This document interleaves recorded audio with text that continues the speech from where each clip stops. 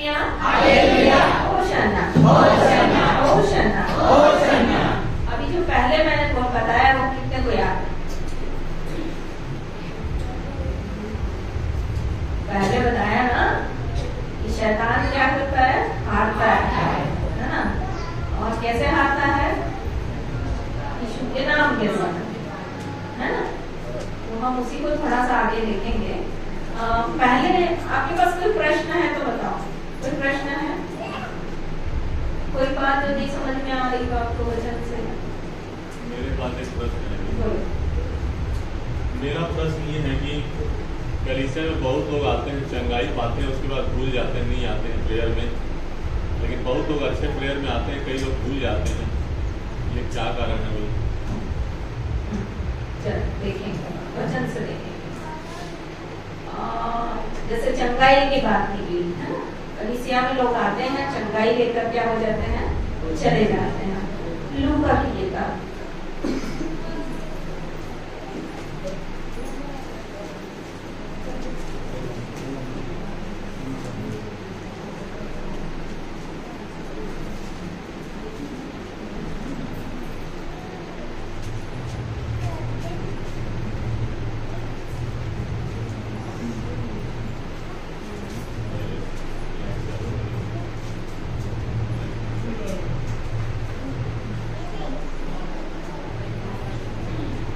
लूका की किताब उसका 17 अध्याय।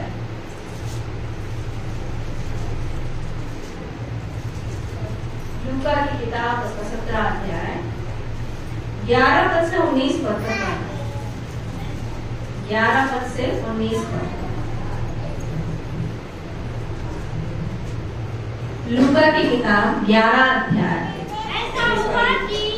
17 अध्याय 11 से 19 पद।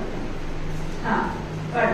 ऐसा हुआ कि वह यरूशलेम जाते हुए समरिया और गलील के बीच से होकर जा रहा था। किसी गांव में प्रवेश करते समय उसे 10 कोढ़ी मिले। उन्होंने दूर खड़े होकर ऊंचे शब्द से कहा, हे यीशु, हे स्वामी, हम पर दया कर। उसने उन्हें देखकर कहा, जाओ और अपने आप को याजकों को दिखाओ। और जाते ही जाते वे शुद्ध हो गए।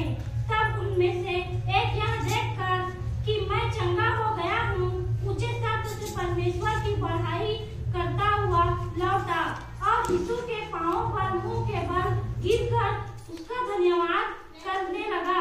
और वह सामरी था। इस पर यीशु ने कहा, क्या 10 शुद्ध ना हुए तो फिर वे 9 कहाँ हैं? क्या इस परदेशी को छोड़ कोई और न निकला जो परमेश्वर की बड़ाई करता? तब उसने उससे कहा, उठकर चला जा, तेरे विश्वास ने तुझे चंगा किया है। Hallelujah hallelujah hallelujah hallelujah hallelujah hosanna hosanna hosanna hosanna. जब चंगाई की मिनिस्ट्री होती है ना, प्रभु यीशु मसीह की सेवकाई में भी ऐसा हुआ। 10 का 1 100 में 10%। ये यीशु मसीह की सेवकाई में भी हुआ। यीशु मसीह की सेवकाई में कितना हुआ? चंगाई सभा में 100 का 10% और 10 के 1 ही आदमी है। ठीक है। और यदि आप प्रभु यीशु मसीह की सेवकाई में देखोगे तो बहुत सारे लोगों को यीशु मसीह ने क्या किया? चंगा किया।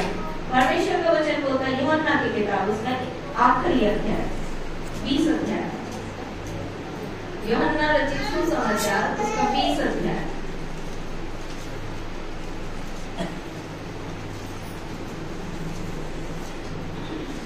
यूहन्ना रचित सुसमाचार आखिरी अध्याय में 20 अध्याय 21 अध्याय 25 पद पढ़ना। और भी बहुत से काम हैं जो यीशु ने किए। यदि वे एक एक करके लिखे जाते तो मैं समझता हूँ कि पुस्तकें जो लिखी जाती वे संसार में भी न समा। मतलब इतना आश्चर्य कर्म प्रभु यीशु मसीह ने किया कि इतना काम किया कि उसका गिनती नहीं। पुस्तक भी अगर लिखा जाए तो संसार में नहीं समा सकता। इतना प्रभु यीशु मसीह ने अपने सेवकाई में काम किया लोगों के जीवन में। ठीक है, पर जो माप आया उसमें क्या आया 1%। जैसे कि 100 में 10 और 10 में 1%, है ना। जैसे कि इसको कैसे समझेंगे कि मान लो 12 चेले आए, 12 चेलों में भी क्या हो गए, सारे के सारे भाग गए। जब यीशु मसीह को पकड़वाने के लिए गेत्सेमनी के बाग में आए तो सारे क्या हो गए, पूरे भाग गए, एक भी नहीं था, है ना, एक भी नहीं था। और यहाँ पर एक विवरण है जिसको हमने पढ़ा कि 10 कोढ़ी थे, वो यीशु मसीह के पास आए और क्या बोलने लगे, वो सामरिया और गलील के बीच में थे।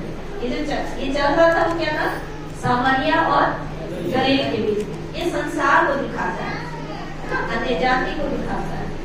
तो ये संसार, ये सामरिया और गलील के बीच में आकर के यीशु मसीह से बोलते हैं, यीशु मसीह के पास चंगाई के लिए आए। लुका उसका जो अपन पढ़ रहे थे, लुका की किताब उसका 17 अध्याय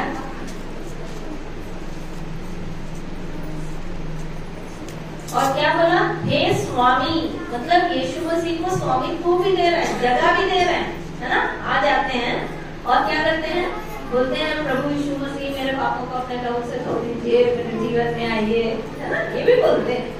और क्या बोलते हैं, हम पर दया करो, है ना।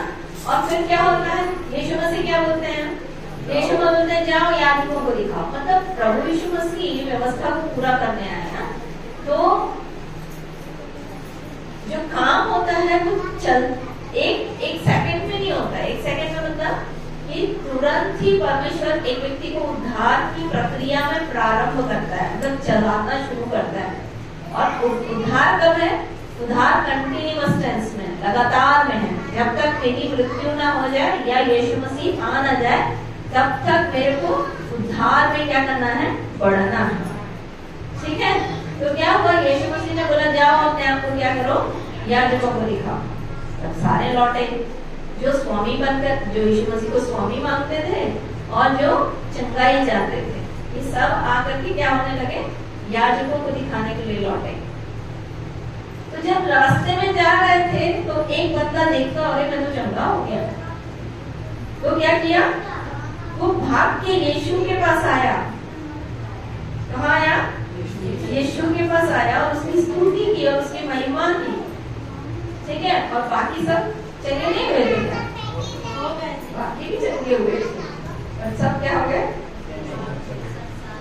चले। पर एक खुशखबरी है, यदि आप इस बात को देखो, यशायाह की किताब उसका 55 अध्याय 10 और 11 पर, यशायाह की किताब 10 अध्याय 55 अध्याय 10 और 11 पर। जैसे वर्षा की भूमि पर पड़कर भूमि को सींचती है, उपज उग जाती है, बोने वाले को बीज और खाने वाले को रोटी देती है। पढ़ो। इस प्रकार से वर्षा और हिम आकाश से गिरते हैं और वहाँ यूं ही लौट नहीं जाते। क्या बोलता है, वर्षा और हिम, जो पानी अभी देख रहे हो, ये वापस जाता है क्या, कैसे जाता है, काम करके जाता है, भूमि को गीला करता है। फिर क्या करता है, खेत, अभी देखना रास्ते भर आप लोग हल जोत रहे हो, फिर क्या करते हैं, उसमें उपज उग जाते हैं। फिर क्या मिलता है, खाने को रोटी मिलता है। तो क्या बोल रहा है, जैसे वर्षा और हिम वैसे ही लौट नहीं जाती, अपने काम करती है। आगे, जिससे बीज होने वाले को बीज और खाने खाने वाले को रोटी मिलता है। आगे, उसी प्रकार से मेरा उसी प्रकार से, उसी प्रकार से, किस प्रकार से, जैसे वर्षा और हिम गिरता है उसी प्रकार से क्या होता है। आगे पढ़ो। उसी प्रकार से मेरा वचन भी होगा जो मेरे मुख से निकलता है, और व्यर्थ ठहरकर मेरे पास न लौटेगा, परंतु जो मेरी इच्छा है उसको पूरा करेगा, और जिस काम के लिए मैंने उसको भेजा है उसको वह सफल करेगा। हाँ, हालेलुया, हालेलुया। मतलब परमेश्वर का वचन जिस काम के लिए आया उसको तो पूरा करेगा ही करेगा।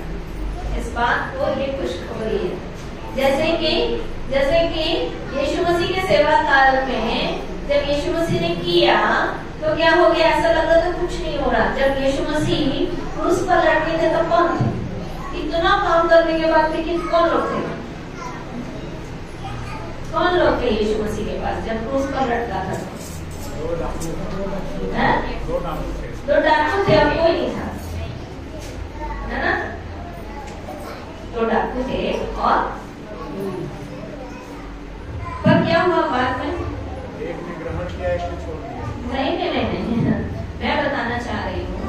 एक ऐसा देखा जाए तो वहां पर यीशु की माता भी थी और यूहन्ना जो उससे प्रेम करता था वो भी था। तभी एक वाणी प्रभु ने कही कि ये देख, ये तेरा पुत्र है, ये तेरी माता है ना। वो रिस्पॉन्सिबिलिटी अलग, अपन सब चीज को एक किनारे कर देते हैं। अपन देखते हैं कि यीशु मसीह अकेले क्रूस पर क्या हो गए, लटक गए, कोई नहीं था वहां पर, कोई भी नहीं था। पर अचानक जब सब कुछ हो चुका, जब सब कुछ हो चुका, तो प्रभु यीशु मसीह पुनरुत्थित होकर के, पुनर्जीवित होकर के एक के पास फिर जा रहे है ना। दो लोग इमाउस में जा रहे थे, यीशु मसीह फिर वहां पर उनके बीच में आ गए। 6 लोग इकट्ठे थे, फिर आ गए। हाँ, संसारिकता में जाने के लिए तैयार थे। यदि आप यूहन्ना रचित सुसमाचार उसका 21 अध्याय देखो कितना भयानक बात लिखा है वहां पर। 21 अध्याय यूहन्ना 21।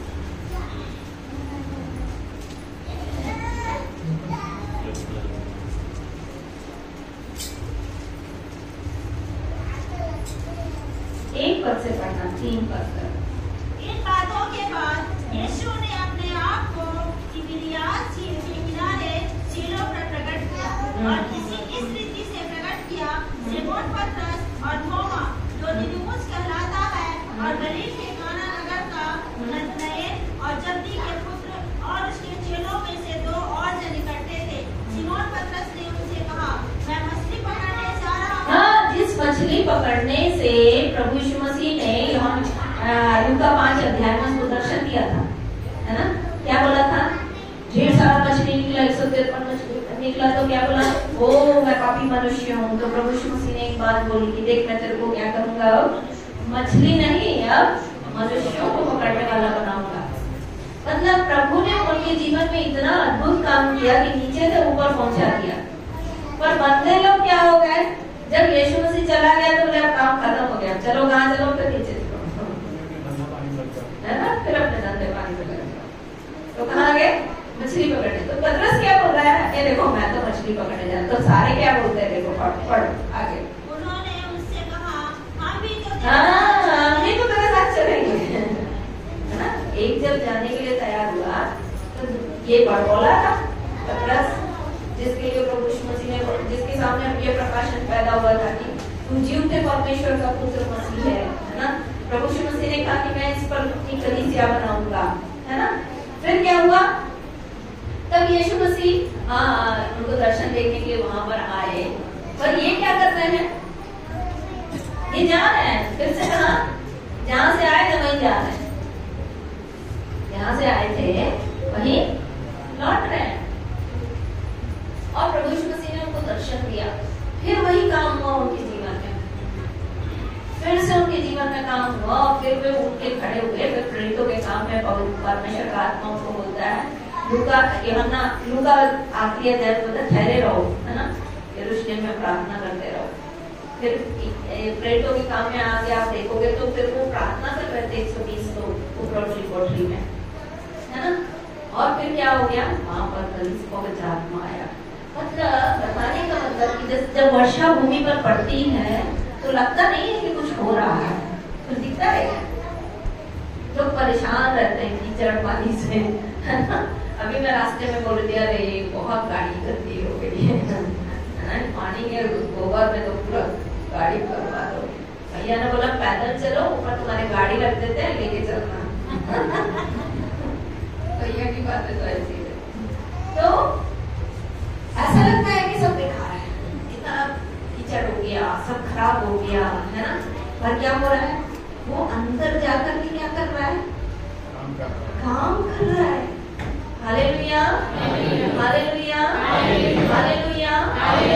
मैं एक चीज जानती हूँ, अगर आपने दिल से और सच्चाई से परमेश्वर के वचन को एक बंदे में पहुंचाया है, चले जाए, डरने की आवश्यकता नहीं है, क्योंकि प्रभु काम हालेलुया, हालेलुया, हालेलुया, हालेलुया। मैं विश्वास करती हूँ 1,000 के बराबर, 2 10,000 के बराबर। आमीन, हालेलुया। और जो काम यहाँ पर हुआ है वो कभी बेकार जाने वाला नहीं है। हो सकता है आपको दिखे कि कुछ नहीं हो रहा, हो सकता है कि आपको समझ में नहीं आ रहा कि कुछ हो भी रहा है कि नहीं हो रहा है ना। तो क्वालिटी, क्वांटिटी मत देखो, क्वालिटी देखो। पर प्रभु यीशु मसीह क्वालिटी पर डिपेंड करता, क्वालिटी को देखता है, क्वांटिटी को नहीं देखता है ना। प्रभु यीशु मसीह ने वो 12 शिष्यों को अपने साथ रख करके क्या किया? यदि आप मरकुस की किताब उसका 3 अध्याय 15 पद पढ़ो, मरकुस की किताब उसका 3 अध्याय 15 पद।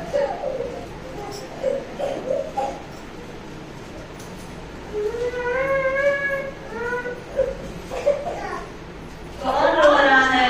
माँ को निकालने का अधिकार रखें। ये वे हैं सिमोन। 1:14 पद पढ़ो।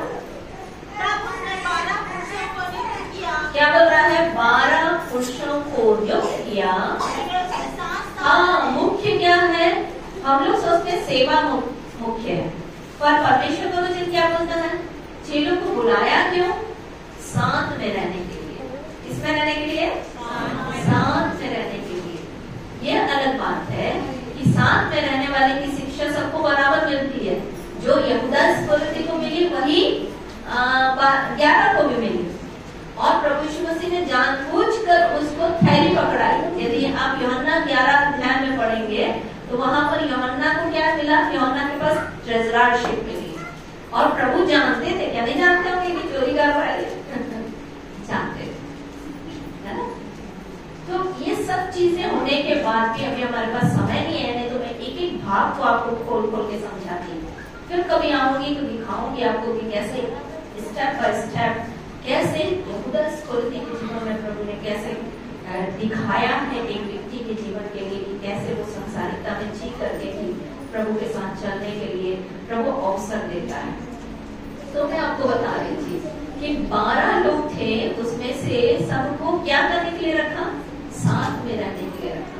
तो जितने आपके पास हैं, चाहे 2 हैं, 1 है ना, मैं प्रभु का धन्यवाद देती हूँ कि जो चीज प्रभु ने मुझे दी और जिस काम के लिए प्रभु ने मुझे चुना, है ना, मैं उसके लिए प्रभु का धन्यवाद देती हूँ।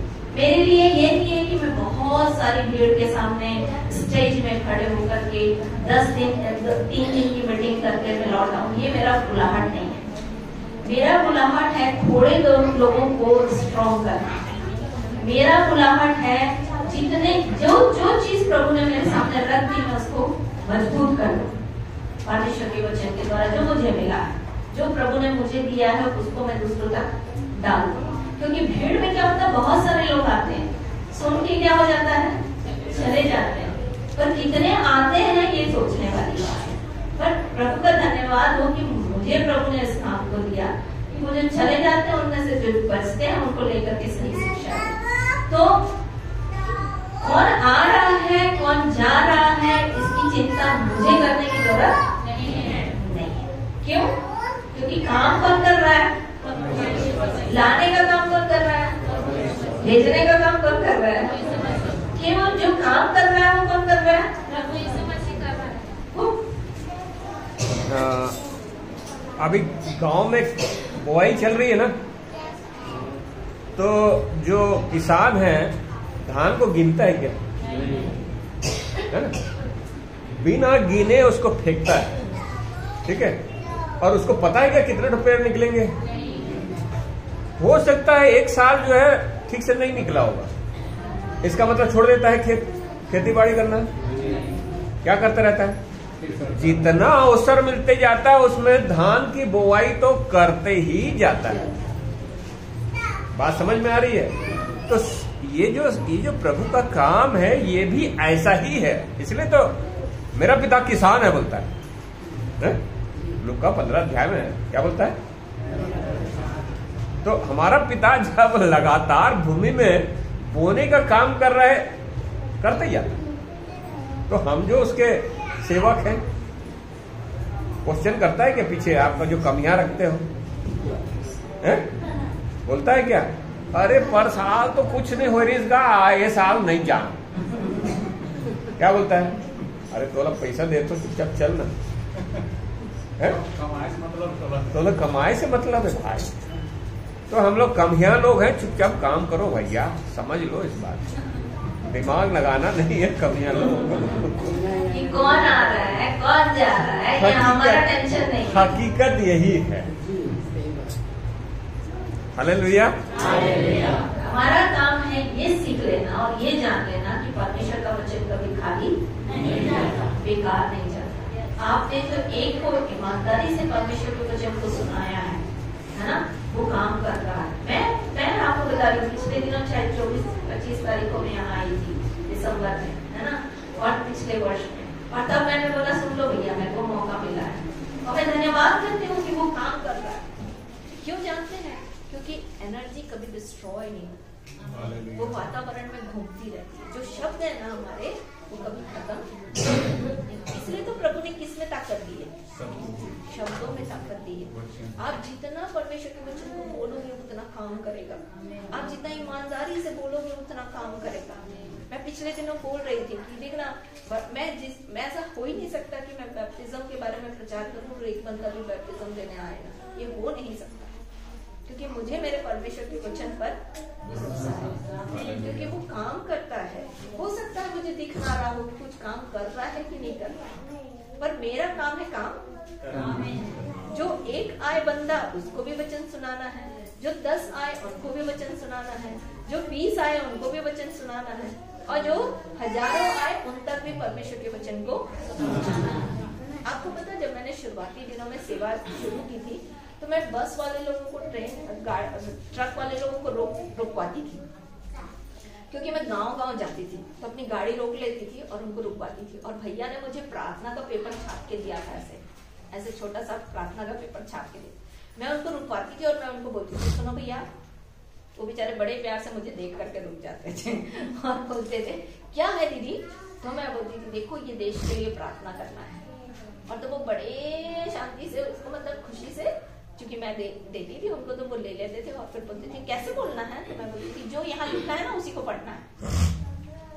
मेरी बात समझ में आ रहे हैं? तो जहाँ आपको जो अवसर मिल रहा है आपको करना है ना, और वो प्रभु काम करता है, क्योंकि परमेश्वर का वचन कभी व्यर्थ नहीं लौटता।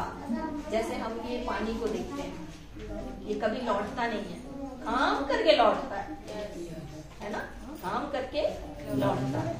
क्योंकि काम करके उसको वातावरण में क्या करना है, एक लेयर बनानी है, जिसके कारण से फिर से वर्षा आए। वायुमंडल में एक लेयर बनाना है। वचन को याद करवा दो, इस वचन को याद करवा दो। हाँ, भैया बोल रहे हैं इस वचन को याद कर लो। यशायाह की किताब, उसका 55 अध्याय 11 और 12 पद, 10 और 11 पद, इसको याद कर लीजिएगा, है ना। क्योंकि परमेश्वर का वचन बोलता है स्वर्ग और पृथ्वी टल जाएंगे परंतु उसके वचन की बातें बिना पूरा हुए न टलेंगे। तो कितने लोग आ रहे हैं आपको पता? आप आज पूरे रूम में भरे हो, पर यदि आप 2 भी होते ना, तो भी मुझे अवसर मिलता तो मैं आती और आपके वचन, परमेश्वर के वचन को बताती। क्यों जानते हैं? क्योंकि मुझे आप एक बैठते तो मुझे कितना दिखता? मुझे 1000 दिखता। जो 2 बैठते तो मुझे कितना दिखता? 10,000 दिखते। इसलिए मैंने आपको बताया कि मैं आज के दिन, मतलब मैंने ये निर्णय लिया है कि मैं परमेश्वर के काम को देखूंगी। मैं वो क्या काम कर रहा है उसको नहीं देखूंगी, मैं किसके काम को देखूंगी? परमेश्वर के काम को देखूंगी। आज आपके जीवन में परमेश्वर काम कर रहा है, इस बात को देखो। मैं लोगों को सिखाती हूँ। यदि आप सवेरे आपकी आंख खुलती है तो परमेश्वर का वचन बोलता है, भजन संहिता उसका 139 में बोलता है कि मेरे लिए तो हे यहोवा तेरे विचार क्या ही बहुमूल्य हैं, उसकी संख्या का जोड़ समुद्र की बालों के किंकों से भी अधिक है। क्योंकि जब मैं जाग उठता हूँ मैं अपने आप को तेरे साथ पाता। तो जब आपकी आंख खुलती है ना, तो आप किसके साथ हो? तो आपको क्या देखना चाहिए? कौन नहीं देखना चाहिए? शैतान नहीं देखना चाहिए। आपको क्या देखना चाहिए? परमेश्वर देखना चाहिए। यदि आप भजन संहिता उसका 146 पढ़ो, भजन संहिता उसका 46 उसका 46 का 4 पर क्या बोलता है कि एक नदी है जिसके नहरों से परमेश्वर के नगर में परम प्रधान के पवित्र निवास स्थान में आनंद होता है।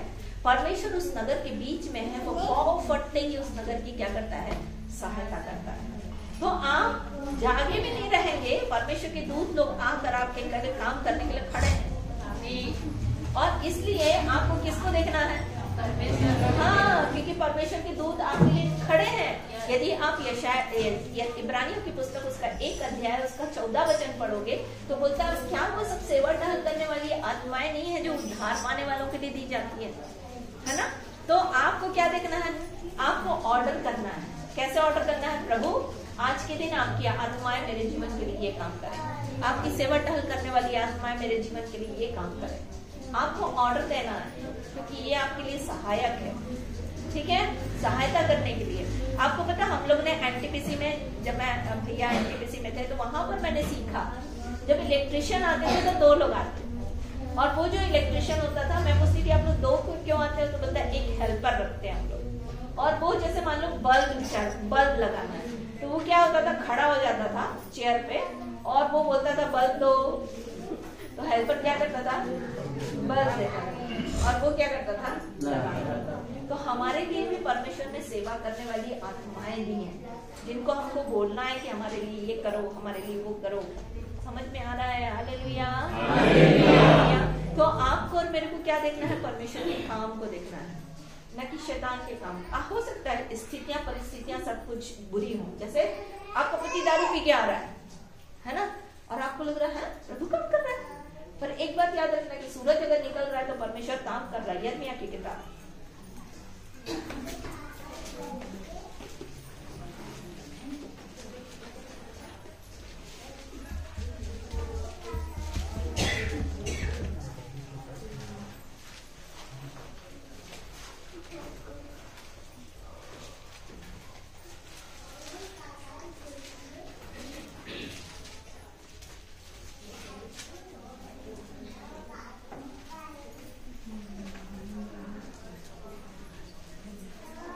किताब इसका 31 अध्याय, इसका 35 और 36 पद पढ़ना।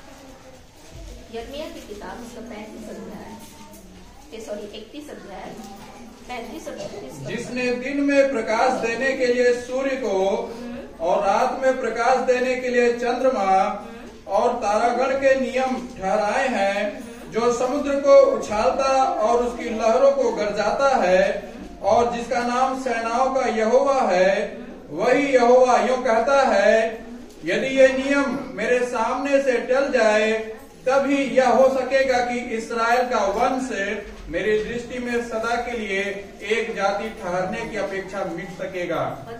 परमेश्वर बोल रहा है कि जिसने सूर्य और चंद्रमा को ठहराया, तारागण को ठहराया, यदि ये नियम समुद्र उछल रहा है ना, लहरें चल रही है कि नहीं, आपको नहीं दिख रहा पर हो रहा है, चंद्रमा सूरज निकल रहा है कि नहीं, ये अभी दिख नहीं रहा है, लग रहा है बादल है, पर फिर भी क्या हो रहा है? सूरज है, ठीक है, चंद्रमा है, तारागण है। तो आपको और मेरे को भले दिखे ना, पर परमेश्वर का काम हो रहा है। समझ में आ रहा है? और ये बात आपको बोलना है कि प्रभु आप काम कर रहे हैं, क्योंकि सूर्य अगर प्रकाश दे रहा है इसका मतलब प्रभु काम कर रहे हैं। यदि चंद्रमा और तारागण निकल रहे हैं इसका मतलब प्रभु काम कर रहे हैं। यदि ये नियम हट गया, मतलब सूरज अपना प्रकाश देना बंद कर दे, चंद्रमा और तारागण अपना सारा कुछ खत्म कर दे, तब ही बोलता है कि परमेश्वर अपने इस्राएल की संतान के जीवन के प्रति जो प्रतिज्ञाएं परमेश्वर ने की है वो हट सकती है। अगर ये काम कर रहे हैं मतलब प्रतिज्ञाएं हमारे जीवन के लिए पूरी हो रही हैं। Hallelujah, hallelujah. तो आपको देखना, यदि सवेरे सूरज निकल रहा है तो पानी डालने के लिए नहीं उस पर ये देखने के लिए कि प्रभु काम कर रहे हैं।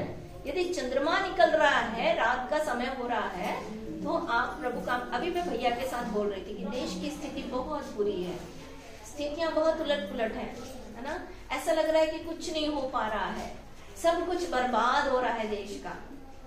तो मैं भैया से बोल रही थी, देखो अंधेरे के बाद एक उजियाला आता है ना, अंधेरे के बाद उजियाला। तो हमारे पास ये भरोसा है कि ये भी छट जाएगा और फिर क्या आ जाएगा। इसलिए तो प्रभु ने दिन और रात को ठहराया है ना, दिन और रात को, क्योंकि जब आप देखोगे तो परमेश्वर ने क्या बोला था? उजियाला हो, उजियाला हो गया। पर चंद्रमा और तारागण की रचना क्या हुई? बाद में हुई, चौथे दिन में। मतलब उजियाला था, तेज था, समझ में आ रहा है कि नहीं? तो परमेश्वर की प्रतिज्ञा हमारे जीवन के लिए है, वो काम कर रही है। पता लगे आपको कि ना पता लगे, पर परमेश्वर काम कर रहे हैं। Hallelujah, hallelujah, hallelujah, hallelujah. तो कौन आ रहा है, कौन जा रहा है, जाने दो,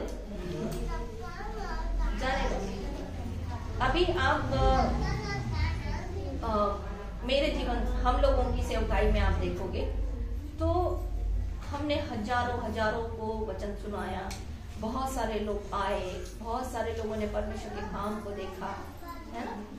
और आज कितने सालों बाद जब हम वहां से 25 साल रहे हम वहां, और वहां से जब हम यहाँ आए तो ऐसा लगता है कि ऐसे गांव जहां पर मैंने केवल कदम ही रखा होगा, मतलब वहां से हमारी गाड़ी गई होगी, क्योंकि मैं 40-40 किलोमीटर 10-10 किलोमीटर हम लोग पैदल चलते थे, तो मैंने अपने पैर को रखा होगा उस गांव में। पर आज के समय में उस गांव से भी लोग क्या हो रहे हैं, प्रभु के पास आ रहे हैं। कितनी बड़ी बात है। Hallelujah, hallelujah, hallelujah. परमेश्वर का वचन बोलता है जिस स्थान पर तेरे तलवे पड़े वो स्थान में तुझे दे दूंगा। तो जहां हमारे पैर भी गए हैं ना, और जिन गांवों के नाम हम नहीं जानते पर उस दिशा से हम गए हैं, वहां परमेश्वर का काम हो गया। वहां लोग परमेश्वर की स्तुति कर रहे हैं, वहां लोग परमेश्वर की महिमा कर रहे हैं। तो कितना बड़ा काम। शायद मैं जा रही थी तो उस समय दिख नहीं रहा था कि कुछ हो भी रहा है कि नहीं हो रहा है, पर परमेश्वर उन दिनों काम कर रहे थे। और परमेश्वर का काम कैसा है, बोलता है जो आंखों ने नहीं देखी, जो कानों में नहीं सुना, जो बातें चित्त में नहीं चली। आपको बता, एक भाई मेरे पास आया, जायसवाल भाई, उसके बच्चे नहीं होते थे, और तब उसने मुझे बोला कि आप मेरे गांव आना दीदी, मेरे गांव में प्रार्थना कर देना। और तब मैं प्रार्थना करने के लिए कुछ भाइयों को लेकर के हम लोग गए। और इससे पहले एक खुटार करके एक गाँव था, वहां पर एक बीमार का प्रभु ने चंगा किया था, उसके दिमाग में बुखार चढ़ गया था, तो उसको प्रभु ने चंगा किया था। और वहां पर बहुत सारे बच्चे थे, कम से कम तो 300-400 बच्चे रहे होंगे। वहां के मास्टर्स थे जो उस स्कूल में पढ़ाते थे। मैंने कभी नहीं सोचा था कि मैं स्कूल में जाकर भी किसी बच्चे को या किसी मास्टर को यीशु के बारे में बताऊंगी, तो प्रभु ने ऐसा उपाय किया, मैं चल पड़ी वहां पर। अब क्या हुआ कि कुछ सालों बाद जब मैं कुनिया के लिए निकली वहां पर, जिस जायसवाल भाई ने मुझे बोला था कि वहां आ जाना प्रार्थना करने के लिए, और वो भाई गायब हो गया। वो भाई नहीं था और वो अपने घर का पता वो दिया कुनिया का। अब क्या हुआ कि हम लोग चले माड़ा में। जब हम पहुंचे तो माड़ा में जैसी बस उतरी तो मैंने बोला पता नहीं, कुनिया तो यहाँ से 10 किलोमीटर है, माड़ा से 10 किलोमीटर हमको पैदल चलना पड़ेगा, तो ऐसा करते हैं तुम लोग नाश्ता कर लो। तो 7 भाई लोगों को मैंने होटल में जाकर के ऑर्डर दिया। तो मेरा एक भाई जो है वो जैसी बस से नीचे उतरा तो उसने बोला हालेलुया। तो बगल में एक आदमी खड़ा था, उसने बोला होशाना।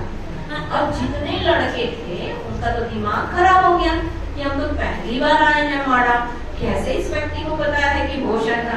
तो जैसे उसने बोला, उसकी तरफ देखा तो बोलता वो है ना, उसको मैं जानता हूँ, मतलब मुझे एक तरफ इशारा करके वो जो मैडम है ना उसको मैं पहचानता हूँ। और तब ये लोग दौड़े मेरे पास, बोले दीदी आपको वो पहचानते हैं, आइए। तो अब मैं इतनी भीड़ में तो सबको पहचानती नहीं हूँ, किसी को देखती हूँ तो समझ में आता अच्छा इसको कहीं देखा था। तो जब मैं वहाँ आई तो बोलता दीदी मैडम आपको पता है खुटार में जब वो बच्चे का चंगाई हुआ था तो मैं वहाँ पर पढ़ाता था। अभी मैं सरकारी बैंक में लग गया हूँ, तो अभी मैं बैंक में काम करता हूँ। और देखो कहाँ से कितने वर्ष बाद उसके जीवन में जब उसने देखा तो वो हालेलुया और होशाना को भूला। समझ में आ रहा है कि नहीं? हालेलुया। और तब मैं उस गांव में जब हम लोग वहाँ पर बात करके उससे फिर हम कुनिया के लिए निकले। 10 किलोमीटर था वहाँ पर। हम सब कहाँ खेत पहाड़ कहाँ से घुस घास के लोगों ने मुझे निकाला और तब हम कुनिया गाँव पहुँचे। कुनिया गाँव में सोचे जिसके घर में खोजते खासते पहुँचे वो तो पता ही नहीं जिसने बुलाया था हमें। फिर हम वहाँ गए तो उसने बोला कि मैंने बोला कि एक भाई है आपके घर का, वो ये नाम है उसका, और उसने मुझे बोला था कि घर में आके प्रार्थना कर लेना।